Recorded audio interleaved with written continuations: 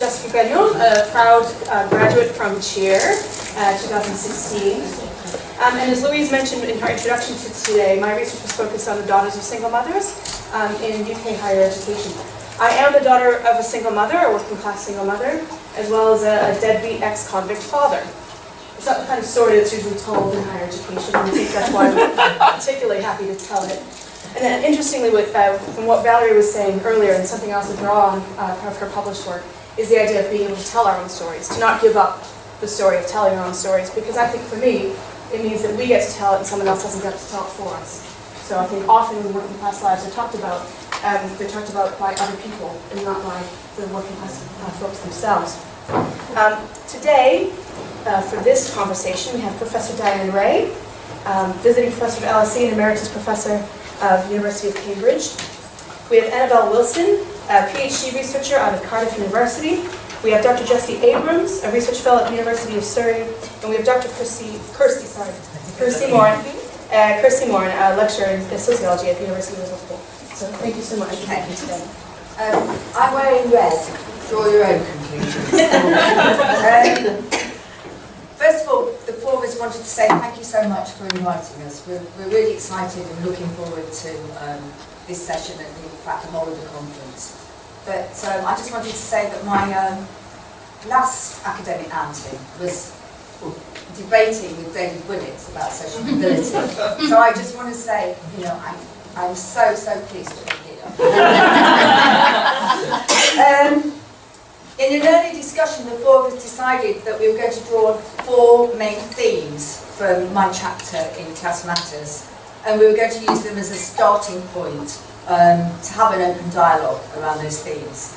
So I'm going to briefly introduce the themes one at a time, and then try and time keep so that we actually split the time up fairly equally. And the first theme is the quagmire around belonging. And in Class Matters, I wrote about the struggle to continue questioning academic culture and values while recognising the extent to which we working class academic successes are caught up in them. How to avoid selling out and maintaining a critical distance.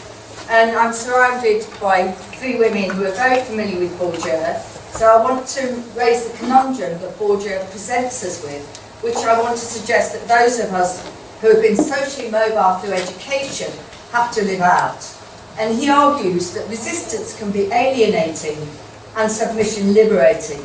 Such is the paradox of the dominated, and there is no way out of it. But Bourdieu's liberating submission is only liberating for the individual. If we learn to be good at compliance and conformity early on in our lives, how will we break free of it later on?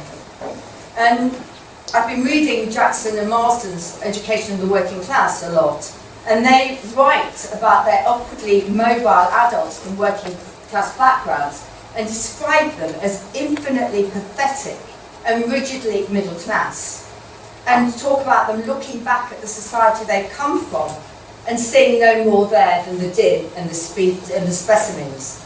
And that's clearly a submission too far and not liberating at all, rather an emptying out of class loyalty, and with it the capacity for class feeling. So what I hope the four of us are going to discuss is how much should we working class interlopers be prepared to give up in exchange for our acceptance? Are we inevitably prey to compromise and collusion? So I'm going to start by kind of giving a little journey as to how I've got to my perspective on my belonging in the academy. And I remember when I first came to higher education, obviously that was like one of the first time I really felt my class. As we said earlier, when you're kind of in that middle class space, you really kind of come to feel the difference. And in class literature, I found, as I was learning about what class was, I found it liberating. I felt like I was a part of a club, and I felt like it really got me through at that level. As I've continued in education, in higher education, I come to see now kind of how much whiteness is privileged in the academy, and how much I'm on the outside of that, and how much that kind of affects my ability to really feel like I belong. And because of that, I feel like I have kind of three choices, like the kind of submission, just get my head down, learn to think like everyone else, and just kind of continue to sing from the same hymn sheet. Be that kind of person who like challenges all the time, is kind of like, you haven't thought about this, you haven't taken this into perspective, what about from this point? Which I know everyone says is like the really important voice, that people like me should take that role. Or just, which is what I actually do, kind of have a very instrumental relationship with the academy, in which I go in, I take what I need to do, I kind of do my bit where I have to, and then go home and keep myself sane. And so, as time has gone by, I'm finding it even more and more hard to advocate for higher education in general for black working class women, because statistically, I'm not really sure how much the payoff of the experience is in lots of ways. And so I'm kind of in this place where I feel like I have another choice to make, and I haven't made it yet, but I'm kind of on the verge, where I feel like I can stay here, and as a result of that, I'm kind of end up distancing myself from myself and from my communities, because to exist in this kind of neoliberal academy means that you've got a lot of things to do which kind of take away your time to do the things you really care about. Or I could take the kind of resources that I've gained and gathered and take them to the community where I'm from, and I feel myself now as such a resource outside of the academy to everyone else I know. So that's kind of where I am with belonging. And so basically, to sum it all up, I feel like I don't really belong. I don't think I will belong, and I'm not sure I'm willing to kind of continue on that trajectory given that. So in terms of like, thinking about belonging, I feel like personally there is a difference in our generation in terms of that, and it's not just about like the previous generation, but about the age at which you become socially mobile. So like having been to higher education, like going through school and going to university, like I've never been, I wouldn't say I've been working class myself, only that like that's my background. So like even though that has a massive effect on how I feel and whether I feel personally that I belong, but it does mean that like I feel like it makes me more scared that I'm losing myself in academia, because I think it's a lot easier to just become middle class if you're younger and you haven't had a much more, like, even some things you were raising about whether or not, you know, you feel like uncomfortable kind of taking on management roles or being in that position. And I didn't really feel like that, because I've never been like a worker. I mean, I've worked in loads of shops since I was like 14, but I don't really feel that I've had that really like political unionised position as a working class person. Or even like my mum is disabled and doesn't work with non-benefits, so it's not like I've even seen her like having to struggle like that. So I feel like it's quite different, and that it's in some ways it makes it easier if I want to become a middle class academic. I feel like it's easier for me to fit in because I don't stand out as much. But like I'm also really scared of that. Like personally, I don't want to become a middle class academic. I really don't. And I find that I'm in a place where now actually working, now I've finished my PhD, and it's really scary. So I'm really confronted with myself, like changing and analysing myself and trying really hard not to become that person. So, I think it's kind of, it's just harder to maintain. I think for me it feels like that. Yeah, I think one of the ways in which we've tried to make belonging easier, although it's meant to be a few different things which we can probably talk about, is the resistance stuff that we've been doing together. So there's Nico's also over there, and Kirsty is like part of it a little bit as well, although not on the chapter I would. But this is the problem with it as well. It seems like it's exclusive, and how do we go beyond those boundaries? But it started off as a project of writing together, thinking together, being a collective against some of these individualising forces that we're feeling really impacted by. But then when you start to get together, you're maybe seen as like a bit of a toxic clique, and actually you're just protecting yourself a lot of the time from saying, no, not everybody can come in, because you can't trust everybody, or you can't give everybody all of your resources all the time, especially when you're still so connected to your communities and they have such a worse time of it than you do, and you're the privileged one. Do you know what I mean? So I think belonging and how we belong practically has been something we've tried to do a little bit more, and that's again an ongoing iterative thing, and we're not quite sure how it's being positioned, and we might come back to it later in some of the stuff that we talk about. But I think the reality of belonging, negotiating all that, and also trying to find ways through is something that we've been trying to do. I mean, I think it's interesting because I think a lot of the authors in Class Matter were actually quite a bit older than you when they actually went into academia. So I think that is a big generational difference, and it does impact on where your sense of belonging comes from and is attached to. Okay, the next theme that we wanted to talk about is in relation to power dynamics, and we wanted to talk about class exclusions.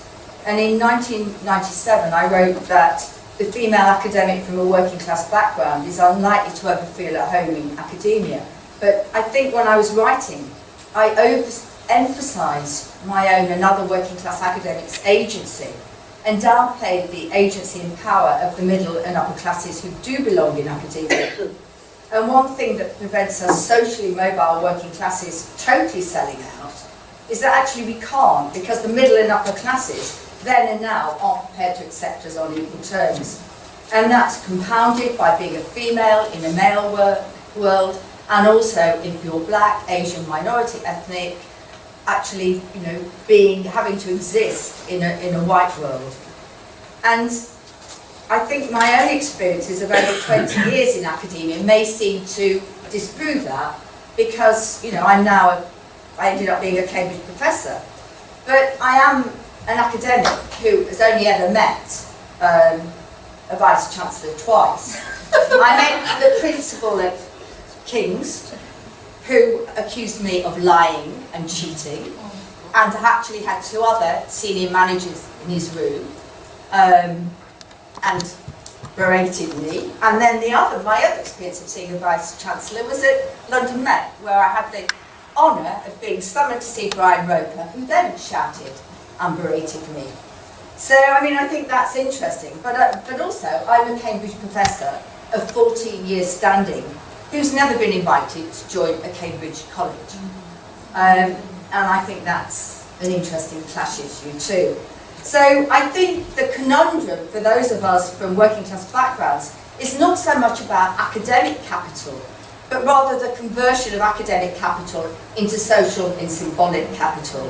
So a further question that I wanted to raise for the four of us to discuss is this still an issue for younger academics from working class backgrounds? Is it particularly pernicious if you're from black, Asian, minority, ethnic background?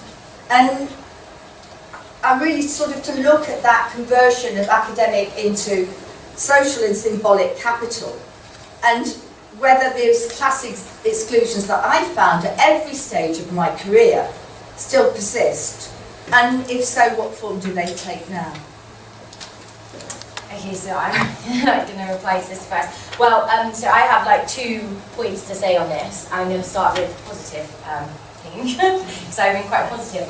I feel like my biggest issue for today is actually that it is different for us. Well, I feel like it's different for us, and probably a lot of people in my generation, because of all of you.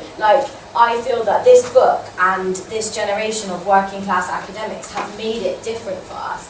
And it might not be for everyone, but this is in 2 ways. For me, it's in 2 ways. And one way is that we have a whole group of what I call sociological mothers who really have nurtured us and been and have recognised us as working class younger academics that they want to help and support, and to try to give us some kind of social capital in an opposite way to the kind of middle class capital. But it's not so much in a really strategic way. It's also just in a supportive, nurturing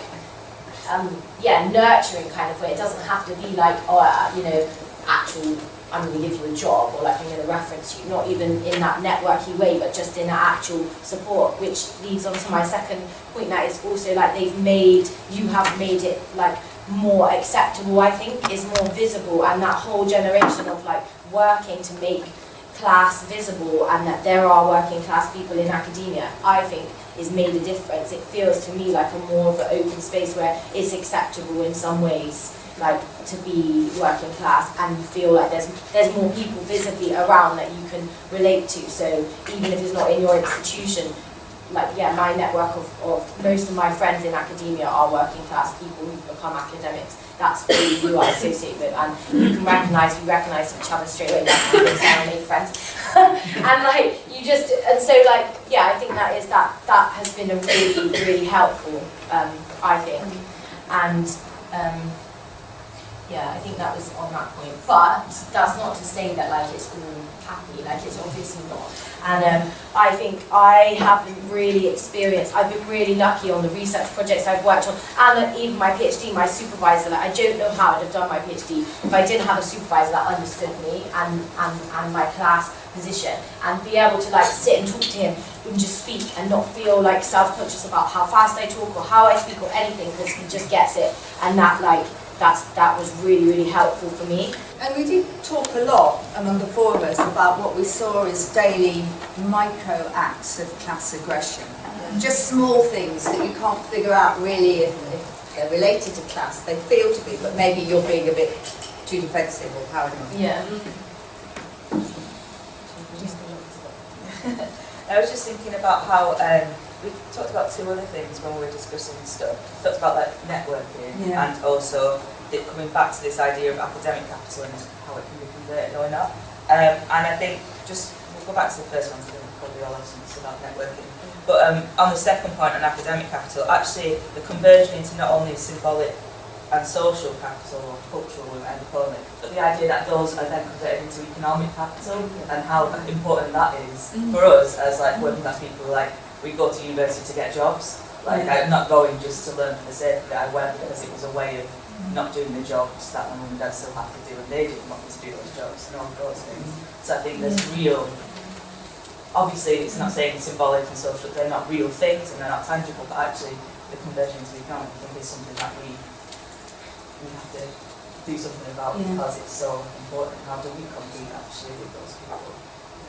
And networking, particularly saying something about networking. I think it's a really difficult issue, because I think that the always middle and upper classes, and I know this from Cambridge and just observing, that it just comes naturally. You capitalise on your connections.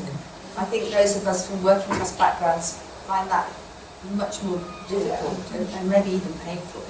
And then we have to deal with the fact that actually some people don't want to make connections with us because we just don't have enough value in their terms.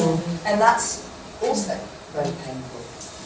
And that's why I found like that's like my first point, where it's not instrumental. I just found it so like comfortable and comforting to find people who are in academia who don't want to necessarily do that, but just want to be friends and like have a laugh and like support each other. Like, that's what it is about to me, rather than the instrumental networks. But I mean, don't know whether that will disbenefit me in the future by not having all those instrumental networks that I can phone and give me a job.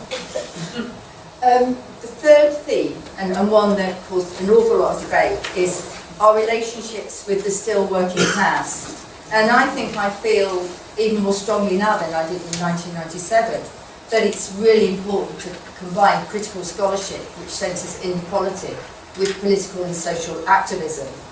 And I think despite, there's two members here, Carol and Val, despite our feminist activist group, FAB, and then currently, the wonderful work you and Nicola are doing with Resistors, I think that sort of subversive academic action still mostly takes place within the academy.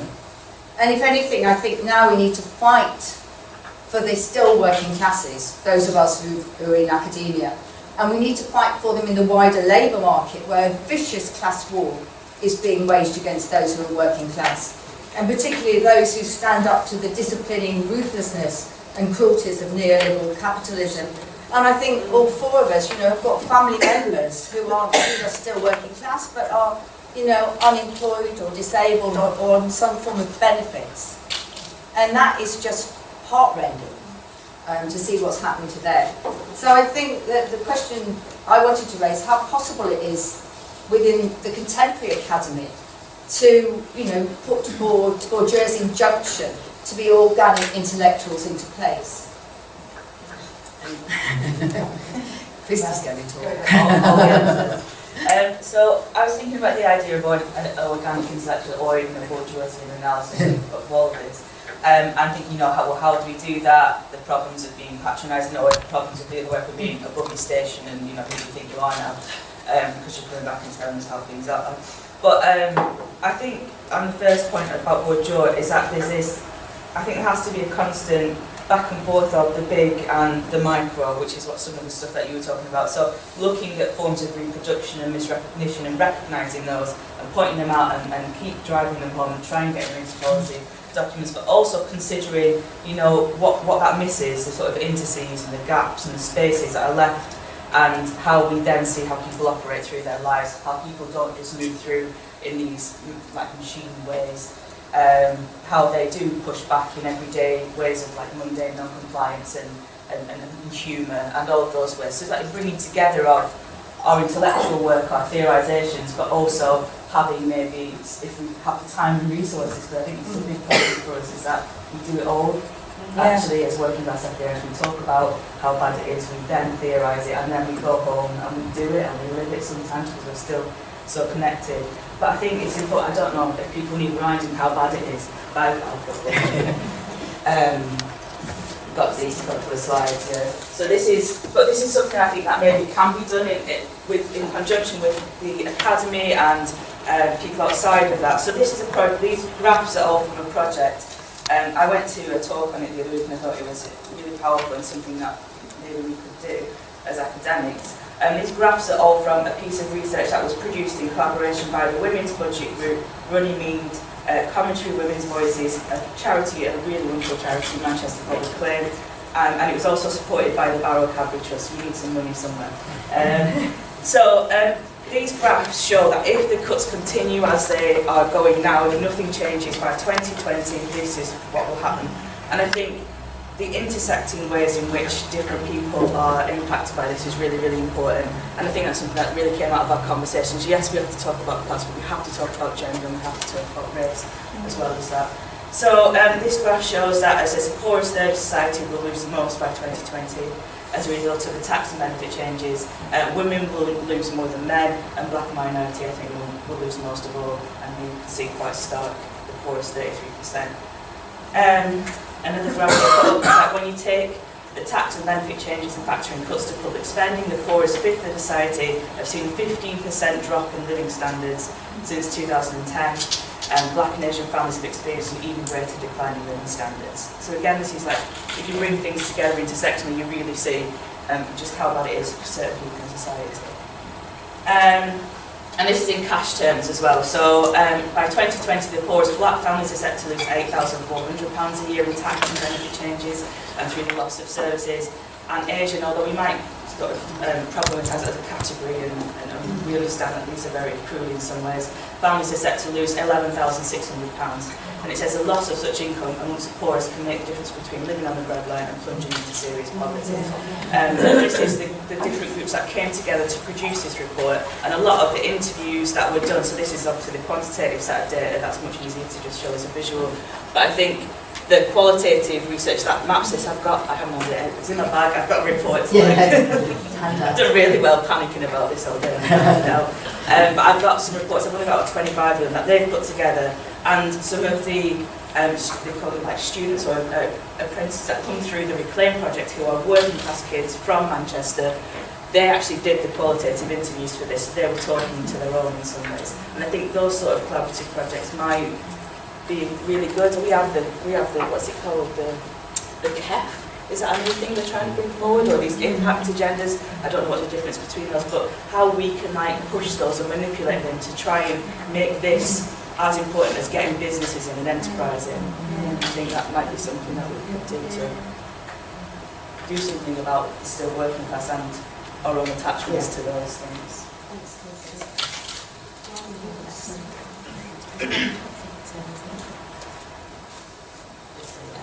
Yeah. Well, maybe you'll remember it, because I was thinking that, this is an issue that like I do get quite annoyed about this sometimes, like people know, like I do get a bit annoyed when we spend too much time talking about the problems of being a working class person in academia. and I just feel like it is a real pleasure sometimes and a privilege compared to a lot of people I know, and I get paid really well and I enjoy my job, and like to see, you know, how much my mum struggles without enough money for like heating genuinely, and like the way she's been affected by the benefits cuts, and so I feel so grateful that I'm able to give her money. Like that's one of the reasons I want a job that can afford to pay me enough to help her. And like, yeah, so, and for me, it's really hard, like, I think it's because you covered some of this before, it's quite hard to like, I don't know anymore how I can be an academic and also like fight for working class people. I'm starting to feel like it's just not that possible. I just thought you were going to say this. And it's like, I feel like academia at the moment is just making me feel numb and like I hate it. I need to be, when I did my PhD as well, I had to put myself back in my working class community and my mum, like in my mum's like area. I had to be there in order to start thinking, to write it, because I needed to be angry. And like, I feel like academia can just be a real horrible, like a bubble, and you just get so caught up on like intellectualizing things, and then like I just started to just lose my anger and my passion, and that's not how I can't write when I'm not feeling emotional and angry. Like I just can't, it doesn't work the same for me. That's not how I can do sociology, so I find it quite difficult now. I don't know if that's what academia is becoming and going to be like, because then I don't know if I want to stay here, because it's just numbing, and I don't know if we can, I don't know if we're helping, like it just feels really, I feel quite disillusioned at the moment, so. Yeah, I mean, I think that another reason we talked about and sort of agreed that it's really difficult to help the still working classes is because the academy is a total institution. It expects everything from us, and that was the last issue we wanted to talk about. So, you know, of course you're really concerned about the inequalities faced by the still working class, but that's not to deny that relationships within the academy are really oppressive and exploitative. And there's a whole set of class relationships, I think, in the academy that may not be connected to levels of credential or socio-economic position, but still constitute very oppressive class relations.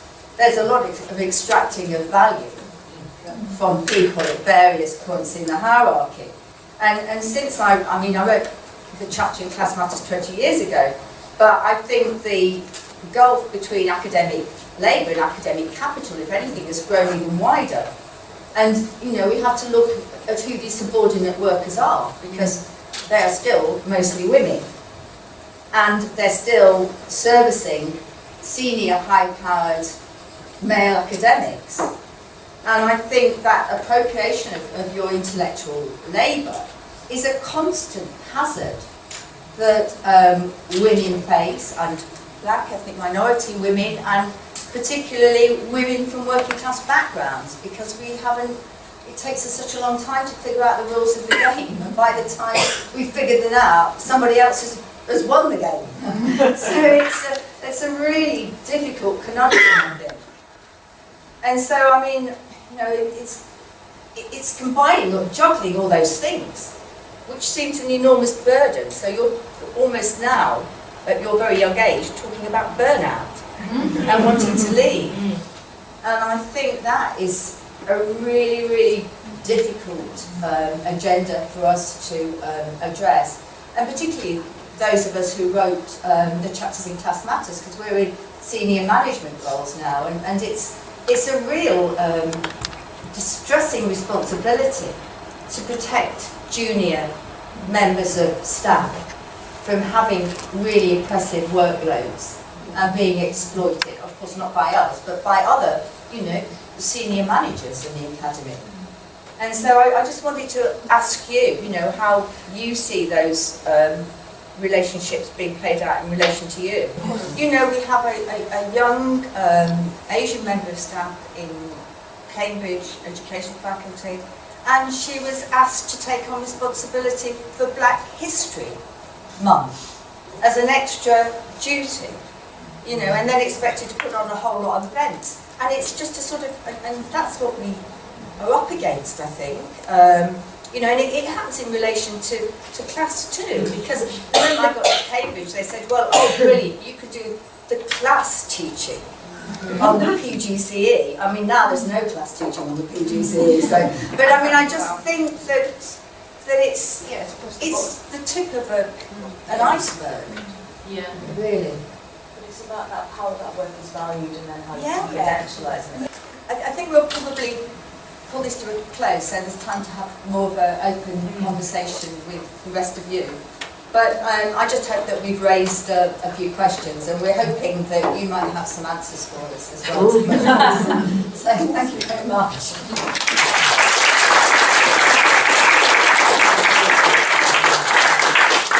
While we ordinarily have a Sussex buzz, we only have 15 minutes. I might take a liberty of 20 since we started a few minutes late. And we've already started jumping into questions. So how would you feel about just jumping into conversations with our panelists rather than a buzz?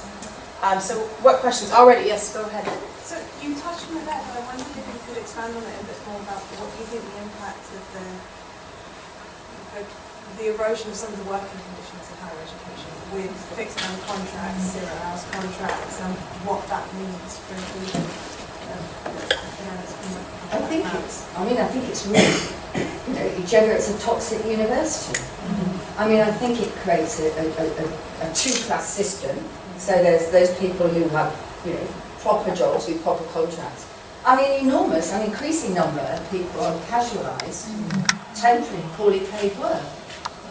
And then we impose over that what's going to happen with the ref and the TEF, which is we're going to have academics who are research active and those who are just doing the teaching work, and that's going to impose another hierarchy. So I think it's worse than when I wrote Class Matters in 1997, and that is, I think that's really worrying, how bad we've let working conditions in the academy become. And that's because we've got a hyper-competitive, individualised culture, and it's, you talk of collaboration in teams, but so much of the time that's about mutual usefulness. And hopefully, and I always think that that's what those of us from working class backgrounds bring, a sense that those aren't really authentic ways of working. There needs to be something more real, that is not about extracting value from the other people in the team. And I've been on this, under the dark underbelly of that. When I applied for promotion, I was actually told that even though some of the work was first authored, that it wasn't my scholarship. It belonged to a much more senior male academic. And I think that hasn't gone away. I mean, I'm afraid my advice to people is always do your own sole authored work, but it's in light of my own experience of having my scholarship subsumed under somebody else's who is much more powerful. Are there any other responses on the panel? I think as well, in terms of the quality of what we would work to produce, because I meet and kind of lots of colleagues I know now, because of the uncertainty into the condition, they're almost paranoid, continuously paranoid, and they feel like they have to do all these things just to get them done. And so I don't know if it would impact then on the quality of the scholarship we produce when it's made under those conditions of complete uncertainty. When they're doing it to keep your job as opposed to contribute to knowledge or to challenge those things. Thank you again for brilliant discussions. My question follows on from that first one, which is about what you think the place of the union is in all of this. One of the things that's concerned me personally, as a senior academic on a permanent contract, is when the union has voted for action short of a strike, like assessment boycotts, where a lot of that work isn't done by men, it's done by people on casualised or insecure contracts who can afford much less than me to lose pay by taking industrial action. And it concerns me that I can sit in my privileged bubble and take this moral stance and say, yes, we're taking action, when actually it's people at the sharp end. We need a proper campaign to fight for proper employment and rights and decent pay for staff, academic staff in universities. And sorry, I've left the union, I'm now in Unite, because it's a much stronger union, but I think it's deeply problematic because not enough academics are in the union in the first place. As Meg and I will tell you at King's, we used to stand there holding the banner for 2 of us, endlessly. 6 a.m. Yeah, and so I can see why people are too frightened and too casualised to either be able to afford to join or to take any action. But then it's beholden on those of us who are secure to actually have a campaign to fight for their rights. And I think there's too much individualised self-interest in academia. And that happened a lot. I was a teacher for 20 years, and actually we had quite a strong union presence until neoliberalism and processes of markets and privatisation came in and pushed people apart. And then awful things happened in schools. And now awful things are happening in academia. So, I mean, it's only when we come together as a collective that we can fight. And we don't tend to do that enough.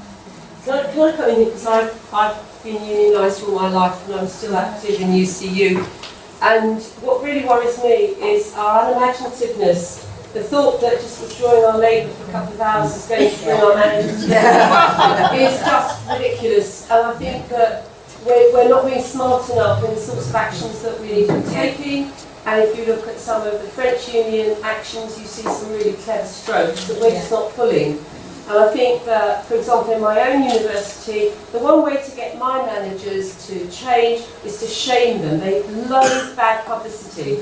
So, we've had a couple of campaigns where they've tried to sack a big group of people, and we've had big campaigns out on the street, but just fun things and getting newspapers there, and they loathe that, and they just collapse very, very quickly. But I don't think that UCU as a group have not been very, very good in terms of being imaginative. And I think the other thing is that we've not been very good at working with other groups. So, for example, the UVW in London has won a number of really, and that's the United Voices of the World, and it's the people who clean our buildings, and they've had some very good victories, and they've not really been terribly well supported by some of the older unions. So I think that we need to make those alliances as well across our universities, because the people who are really paid the worst and who really have the shittiest time are the people who clean the buildings at 4 a.m. That's exactly what I wanted to say, actually. I was going to say that next, that we need to think about the cleaners, because, and I know Lisa did that at LSE, but I don't know if it's the same everywhere, but I've now just realised that's the same at Surrey, and that actually they just don't employ cleaners. All the cleaners are contracted, and it's like, so they don't work for the university, and it just drives me, like, we had this lovely cleaner, They don't get living wage, they don't get anything. They don't get holidays. And also, it's just not like, we had this clean lady, she was lovely, and we'd always talk to her and have a relationship with her, and she would come in and she really enjoyed it, and she was just like part there, and she's been like moved, and like she's been forced to change what she's doing, and like it's just really sad. And I think like then I just keep seeing random people, and you don't even know these people, and it's like the same, like, as any staff in the university, you should be able to get to know them, and they should be able to like have a place that they know where they are working and their hours, and it really, I don't know if I feel like it is something that's all across universities now. I don't know, but maybe something that we actually really need to fight for. I remember we did a talk with a Kruger and Julia, and she said something like, even if you don't care now, it'll come to you eventually, so you should care. That's how your conditions will be. I mean, how it is now. Solidarity was a very strong, good working class word when I was growing up, and we seem to have lost it altogether. Can I add to that? Can I ask how many are you're a union member? Are the 3 of you union members? I don't know. I don't know why I'm not, but I'm not. I realise that. Okay, and I can articulate why I'm not. As a person with a fixed term contract, I see no benefit. And also, and while I appreciate, for example, that UCU sets their membership rates based on income, for those of us paying student loans right now, which would be as American student loans, which have different terms. It's more than my rents each month, so I can't afford what they think I can. So I know a lot of other early career researchers like me, particularly those of us on fixed term contracts, who just can't be bothered. We don't see a purpose. We'd love to be a part of something that feels like solidarity. We don't see that.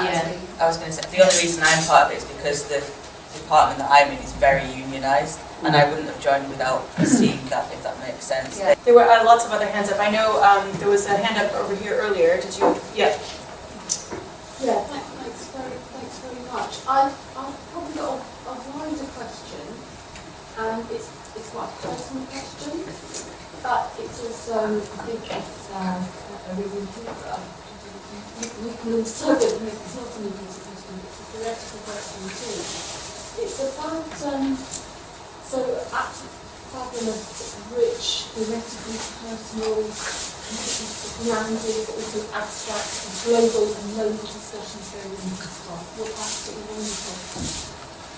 But the sort of thing, the question that's important to me through all this is many of the questions and issues that are spoken about as people important, maybe as it were specific to a particular definition of class authenticity, but also they are questions that speak across people voids where there are people like me who speak posh, but who have identifications with many of the issues about which you're speaking, feel part of some of them, feel absent, guilty that I'm not part of some of them, feel a multitude of things, but it doesn't mean that there are many points of identification. And I'm wondering therefore about how we do that business of speaking across what we identify as class divides, you know, where there are commonalities, but also maybe, as you've identified too, in both conversations, painful differences. But, and I don't know how to capture this, good people who wish to speak. And actually it seems really important that actually I should feel very uncomfortable in this space, but I also think I shouldn't be silent. And I think silent for this far, I don't think being very, maybe I'm not being very clear, but I think this is an issue that I think we definitely spoke about this. This didn't come into one of our themes, but was something me and Kirsty when we were spoke a lot about the complexity of that and how there's very, very many different ways to be a working class academic, and there isn't a working class academic, and there's different.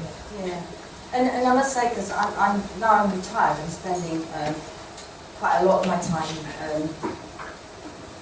in political activism, and that's about building a coalition, and it's building a coalition across class and race, and obviously gender, and bringing very disparate and sometimes seemingly competing groups together. In my case, to develop a socialist agenda, to have a fairer, more equal world, and you need that, and actually it's really, really important to have people who are upper and middle class committed to that project. Because they have a knowledge and an understanding of certain things that people like myself from a working class background don't have. And actually that's been really, that's why I use the word solidarity, because actually there's a sense of, I've begun to develop a sense of comradeship in that, with a whole lot of people from very different backgrounds to myself. And it's because we see ourselves as working towards a fairer, more equal world. And it would be awful if they weren't there. I mean, they bring a richness to the project and are really important. So yes, I mean, We should have talked about it probably actually, because one of the things that we were talking about finding difficult is that we're often seen as like homogenous, and that stops people from coming to you, and that's the problem. We like, I didn't like where Jessie's like, I want to be disruptive. I don't like. We're not, I like to be quiet most of the time. We're completely like, I learned that from Jessie. And you're probably similar in that way, but like we just had a massive discussion about how different we are on so many levels. And I think once that discussion comes forward, that might maybe enable more connections to be made. You know, some working class people like different kinds of music and different clubs and art, and you know, I'm not doing a budget analysis. Is that what did you mean in terms of working class I know factions? that, just that the painfulness, but also the potential richness of speaking across different. However, we position it. But I think that I think that we often feel feelings of guilt, and I think that guilt really is a push to action. I think we only sit with guilt when we don't do anything. And the best way to get rid of these feelings is to do something. I don't know what that is, but do you know what I mean? Like, I know that there's times when I feel bad, like I feel like in relation to work or participants and stuff, and it's only when I like get up and be like, right, I'm going to ring you. I'm going to see how you are, see if there's anything I can do that can then help you not feel to get rid of those feelings. I mean, I think I'm thinking about also the way in which maybe inadvertently we might maybe position, either we position, and sometimes rarify our own position. So sort of think about, well, I talk about myself as middle class, but partly because of being positioned. You know, and it's actually, we often all have quite complex stories that claim to a certain position. So even as it's spoken of, working out how one weaves oneself in and out of how that's spoken is highly effective, but also many other things too. It's the Sarah that said this before, that she didn't feel working class, you went to uni. Is that what you said? Is that exactly what I said? I've never been so working class as when I finished my undergraduate. Do you know what I mean? And also, if you've made that move from working class background to middle class career, then it's a temporal thing. Sometimes you feel very unspatial. Sometimes you feel very working class. Sometimes you feel totally middle class. And sometimes you feel a messy mixture of the two, and it shifts from one moment to another. Although it's been about an hour, then I feel positioned as working class. We actually are out of time, so conversation can continue over lunch. So please thank our panelists for this amazing.